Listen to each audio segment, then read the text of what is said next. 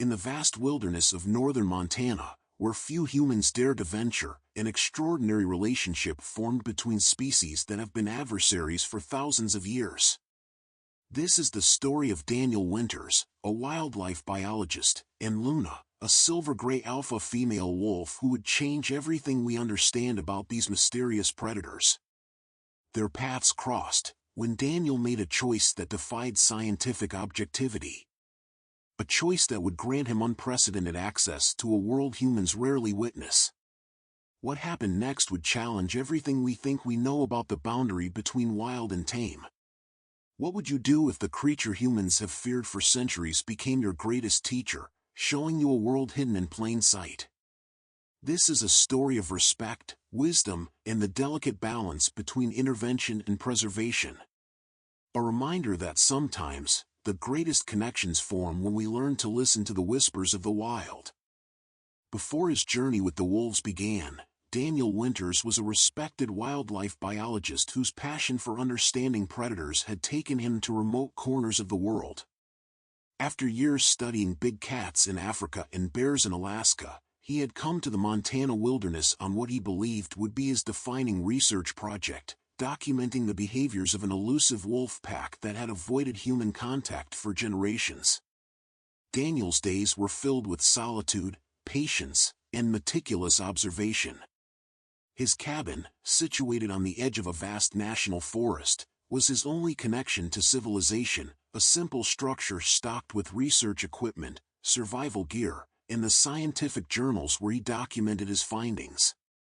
Meanwhile, in the shadow of the mountains, Luna led her pack with instinctive wisdom. At 6 years old, she was in her prime, her silver-gray coat distinguished by a unique pattern of darker fur across her face like a natural mask. As an alpha female, she commanded respect through intelligence rather than aggression, a trait unusual among wolf leaders. Luna's pack consisted of 7 wolves, her mate, the alpha male Storm, 3 younger adults from previous litters, and 2 yearling pups still learning the complex social structure that kept the pack alive. Together, they controlled a territory spanning nearly 200 square miles, hunting elk and deer with coordinated precision honed over generations. Local hunters and ranchers who occasionally glimpsed these wolves described them as ghosts, there one moment, gone the next, masters of evading human detection. Few had even managed to photograph them, much less observe their behaviors up close. Neither Daniel nor Luna could have anticipated that their separate worlds were about to collide in a way that would forever alter the course of their lives. It was the coldest February morning of the year when Daniel first encountered Luna's pack. 3 months into his research, he had only managed to document the wolves from a distance of half a mile or more, tiny gray shadows moving through his high-powered spotting scope. But on this day, with the temperature hovering at 20 below zero and the forest silent under a blanket of fresh snow, something unusual happened. Daniel had risen before dawn, trekking 4 miles to a ridge overlooking a valley where he had previously observed wolf activity. As the first light broke across the frozen landscape, he spotted movement in the trees below, the unmistakable silhouettes of wolves returning from a night hunt. Daniel's first thought upon seeing how close the pack was moving to his position was both excitement and concern. After all, these were wild predators, and though wolf attacks on humans are exceedingly rare, he knew better than to take unnecessary risks. He remained perfectly still in his camouflaged blind, barely breathing as he adjusted his camera. Through his lens, he could see the pack clearly for the first time, moving single file through the snow, with Luna leading the way. The wolves seemed unaware of his presence until a sudden shift in the wind carried his scent directly to them. Something unexpected happened then. While the rest of the pack froze, alert and wary, Luna turned her head directly toward Daniel's position. Even from 200 yards away, he could feel the intensity of her amber eyes locking onto his hiding place. Instead of leading her pack away as wolves typically would upon detecting a human, Luna took several deliberate steps forward. For 7 minutes, which Daniel would later describe as the longest of his life. Luna stood motionless, studying the strange creature watching her family. Then, with a subtle flick of her tail, she turned and led her pack into the forest, disappearing like smoke among the trees. Daniel made a decision that would challenge everything he had been taught about maintaining scientific distance from his subjects. Instead of relocating his research area as protocol suggested, he would return to this exact spot, believing that Luna's unusual behavior indicated something significant. As Daniel carefully made his way back to his cabin that evening, processing what he had witnessed, one question kept returning. What had he seen in those amber eyes? Curiosity, intelligence, or something else entirely that science had yet to name? The first weeks following that initial encounter were exercises in patience. Daniel returned to the same viewing area every 3 days, careful to use the same path, wear the same clothes, and move with deliberate slowness, all to establish a predictable pattern the wolves could observe and, hopefully, grow accustomed to. On his 4th visit, Daniel experienced his first breakthrough. While setting up his equipment before dawn, he spotted Luna watching him from the edge of the clearing, alone without her pack, a behavior virtually unheard of in alpha wolves, who rarely separate from their family units. She observed him for nearly 20 minutes before melting back into the forest. Daniel discovered that Luna would appear more frequently at dawn, keeping a consistent distance of about 100 yards, close enough to observe but far enough to retreat if threatened. He noticed she would tilt her head slightly when he spoke softly, a behavior wolf researchers recognize as active listening. Each day brought small changes. Daniel began leaving his blind and sitting in the open, allowing Luna to see him completely. He never approached her but would occasionally talk in a low, even voice, explaining his research as if she could understand.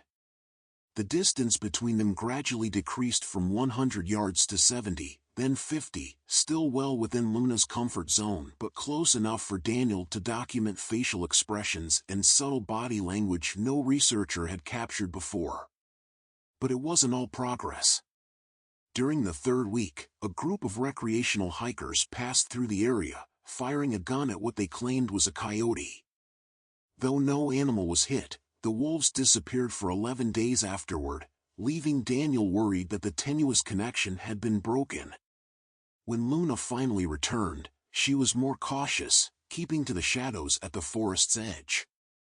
Daniel changed his approach, bringing his journal and simply writing while sitting in the open, appearing focused on something other than the wolves. This non-threatening behavior slowly rebuilt Luna's confidence in his presence. Then came the moment that would alter the course of Daniel's research entirely. While photographing tracks one morning, Daniel discovered a young wolf pup, not from Luna's pack based on its markings, caught in an illegal trap. The pup, no more than 6 months old, was whimpering in pain, its paw bloodied from the metal teeth of the spring trap. As Daniel worked carefully to free the frightened animal, he became aware of a presence behind him. There stood Luna, just 30 yards away, watching intently as he gently released the injured pup. Whether through luck or something deeper, Daniel had unwittingly proved himself as something other than a threat. Neither of them could have known that this moment of mercy would soon be tested beyond anything either could imagine. 3 weeks after the trap incident, with spring beginning to soften winter's grip on the forest, Daniel noticed a troubling development.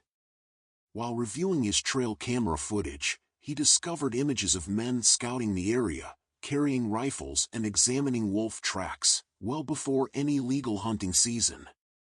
Daniel faced an impossible situation.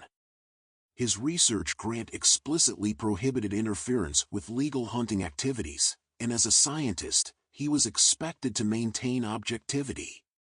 Yet everything he had learned about Luna's pack, their complex social structures, their careful teaching of the young, their sophisticated communication, had deepened his conviction that these animals deserved protection. The situation grew more complex when Daniel learned from his contact at the Forest Service that these weren't ordinary hunters. They were part of a group that had openly advocated for eliminating wolf populations entirely from the region, blaming them for livestock losses and decreased elk populations, despite scientific evidence suggesting otherwise. But things only got worse when Daniel discovered additional traps being set throughout Luna's territory, many of them illegal designs banned for their cruelty. One morning, he found two of Luna's pack limping from injuries consistent with narrowly escaping such devices. Daniel observed Luna's behavior changing. Her pack no longer used their usual rendezvous sites, they moved primarily at night, and their hunting success appeared to diminish as they were forced into less optimal territory. The stress was taking a physical toll on the wolves, particularly the younger members who weren't as experienced at avoiding human threats. After a sleepless night weighing his professional obligations against his personal ethics, Daniel made his decision. He would document the illegal trapping activities and report them to authorities, even if it meant potentially compromising his research position. Some boundaries, he decided, transcended scientific objectivity. What happened next would reveal just how deeply intertwined his fate had become with Luna's pack. Faced with the threat to Luna's pack, Daniel noticed something changing in their behavior toward him. One morning, as he hiked to document and disable another illegal trap, he realized Luna was shadowing him from a distance. At first, he thought she was simply curious about his activities, but a pattern emerged. She appeared to be actively patrolling the areas after he left, as if verifying his work. Over the following weeks, an unspoken alliance formed. Daniel would hike sections of the territory searching for traps, and Luna would often appear, sometimes leading him in specific directions before disappearing again. While Daniel hesitated to anthropomorphize her behavior, the evidence was becoming difficult to ignore. They were, in their own ways, working toward the same goal. One foggy dawn in early April, Daniel witnessed something wildlife biologists had theorized about but rarely documented. While photographing the pack from his usual distance, he observed Luna teaching the younger wolves to detect and avoid human scents and metal objects, essentially training them to recognize traps. She would stop them with a low growl before they approached anything suspicious, redirecting them with subtle body language. Daniel began to realize that Luna's intelligence extended beyond what current scientific literature acknowledged. She wasn't simply responding to threats instinctively, she was problem-solving, adapting, and teaching adaptations to her family. The distinction was profound and challenged core assumptions about cognitive capabilities in wild canids. The relationship deepened when Daniel encountered Luna alone one evening as he was returning to his cabin. Rather than keeping her usual distance, she approached to within 20 yards, close enough that retreating would have been her typical response. Instead, she sat, maintaining eye contact in what wolf biologists recognize as a non-threatening posture. Daniel took an extraordinary risk. Moving with deliberate slowness, he sat on the forest floor, placed his camera aside, and simply waited. For almost 40 minutes, they remained in this silent communion, neither advancing nor retreating, a moment of recognition across the species divide. As spring blossomed fully across the wilderness, Daniel began to understand that what he was documenting went beyond typical research parameters. This wasn't just about wolf behavior anymore, it was about relationship, a complex, nuanced connection between species that had evolved as adversaries. The implications for conservation science were profound. It seemed as though they had reached an equilibrium, Daniel continuing his research with unprecedented access, Luna's pack benefiting from his removal of threats. But life had other plans. In late April, Daniel returned from a supply run to town to find his research cabin broken into. His journals were strewn across the floor, computer equipment damaged, and most disturbingly, his GPS tracking data had been accessed, data that contained the approximate location of Luna's den site where new pups had recently been born. The situation became dire when he discovered boot prints leading from his cabin directly into wolf territory. Racing along the trail, he found spent shotgun shells and drops of blood on the ground. Using his tracking skills, Daniel followed the signs deeper into the forest, dread building with each passing minute. By nightfall, Daniel had confirmed his worst fears. 2 of Luna's pack members, the yearling female and one of the older males, had been killed. The shooters had attempted to reach the den site but appeared to have lost the trail in the den's underbrush. Luna and the remaining pack members had abandoned their primary den, their current location unknown. Daniel's anguish was overwhelming. His research data, meant to help protect these animals, had instead been weaponized against them. Conservation officers he contacted explained they couldn't dispatch anyone to the remote location for at least 3 days, and without proof of who had committed the killings, legal recourse was limited. For 2 days and nights, Daniel searched for signs of Luna's pack, fear growing that the remaining wolves, including newborn pups, might not survive the disruption and relocation. His calls to university colleagues went unanswered, most taking the position that interference would compromise scientific objectivity. On the 3rd night, soaked from spring rain and exhausted from searching, Daniel collapsed against a tree trunk miles from his cabin. He had failed both as a researcher and as someone who had grown to care deeply about these wolves. As darkness enveloped the forest, he made the difficult decision to withdraw from the research project entirely. His presence was now a liability to the very animals he hoped to protect. Sometimes, when darkness seems complete, the smallest light shines brightest. As dawn broke through the rain clouds, Daniel was startled awake by something impossible: Luna, standing just 10 yards away, watching him intently. After 3 days with no sign of the pack, her appearance seemed almost dreamlike. But her behavior was urgent, pacing back and forth, stopping to ensure he was following as she moved deeper into unknown territory. With newfound determination, Daniel followed Luna through dense forest he had never explored, climbing higher into the mountains. After nearly 2 hours of difficult terrain, Luna led him to a secondary denning site tucked beneath a rocky overhang, a location so well concealed that no human would have found it without guidance. There, in the shadowed safety of the emergency den, were the rest of Luna's pack, including 4 tiny pups no more than 2 weeks old. The alpha male, Storm, stood guard at the entrance, initially growling at Daniel's approach until Luna moved between them, communicating through subtle body language that this human was to be tolerated. What Daniel witnessed next defied everything written in wildlife biology textbooks. Luna nudged one of the pups, the smallest of the litter who appeared to be struggling, toward the entrance of the den. The message seemed clear: the pack needed help. Calling upon his wildlife veterinary training, Daniel carefully examined the tiny wolf. The pup was dehydrated and weak, likely unable to nurse properly during the stressful den relocation. With the adult wolves watching his every move, Daniel used his limited supplies to administer fluids and a small amount of glucose to the struggling pup. For 2 days, Daniel camped near the den site, checking on the weakened pup and providing what assistance he could while maintaining enough distance to minimize his impact. By the 2nd evening, the pup was nursing normally again, its strength returning under the watchful eyes of both its wolf family and its unlikely human ally. What had seemed impossible was happening.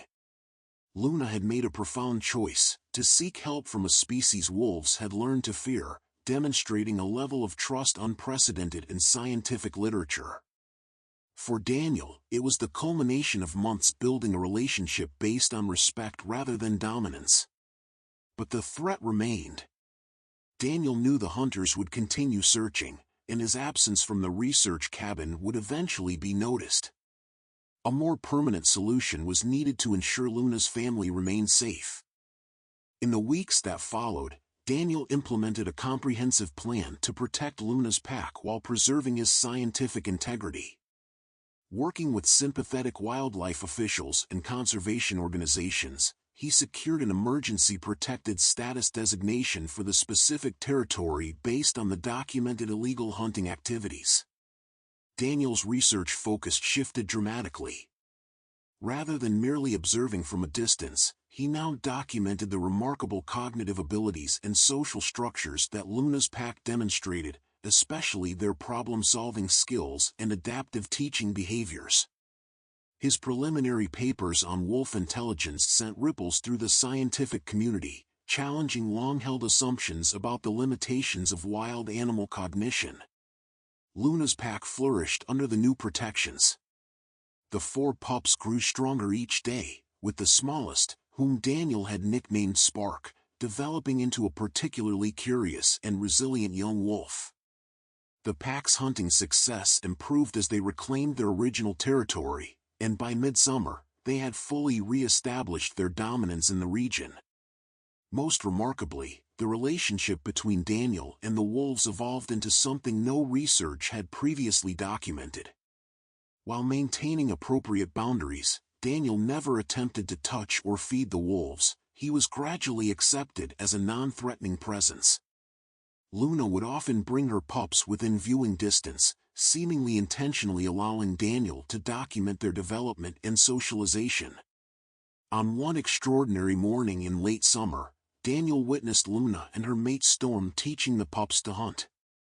The adults demonstrated remarkable patience, showing the youngsters how to coordinate their movements and communicate through subtle ear positions and tail signals.